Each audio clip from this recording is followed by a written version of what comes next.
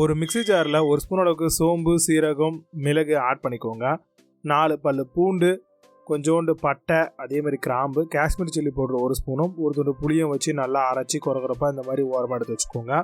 Stove on பண்ணி pan வச்சு அதில் ஆயில் சேர்த்துட்டு கொஞ்சமாக அதில் கடுகு, ஜீரகம், உளுந்தம்பருப்பு, காஞ்ச மிளகாய் 4 கீரி ஆட் பண்ணிக்கோங்க. இதில் 2 வெங்காயத்தை சாப் பண்ணி ஆட் பண்ணியிருக்கேன். கொஞ்சமாக சால்ட் ஆட் பண்ணிவிட்டு இப்போது வெள்ளை முட்டை 4 இதில் போட்டுட்டு லிட்டு வச்சு மூடிக்கோங்க.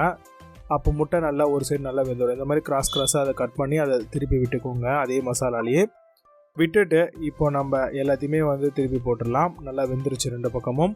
இப்போ நம்ம அரைச்சி வச்சிருக்கக்கூடிய அந்த மசாலாவை நல்லா சென்டரில் ஆட் பண்ணிக்கோங்க.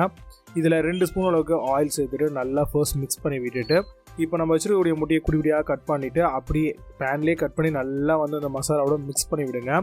நல்லா மைல்டாக மிக்ஸ் ஆகி வரும். இந்த டைமில் லாஸ்ட்டாக கொத்தமல்லி கொஞ்சமாக ஆட் பண்ணிவிட்டு நீங்கள் மிக்ஸ் பண்ணி விட்டுட்டா இப்போ உங்களுக்கு ஒரு சூப்பரான எக் கார்லிக் ரெடியாக இருக்கும். இப்போ ஸ்டவ் ஆஃப் பண்ணிவிட்டு நீங்கள் சாம்பார் ரைஸ் கூட தாராளமாக சர்வ் பண்ணலாம்.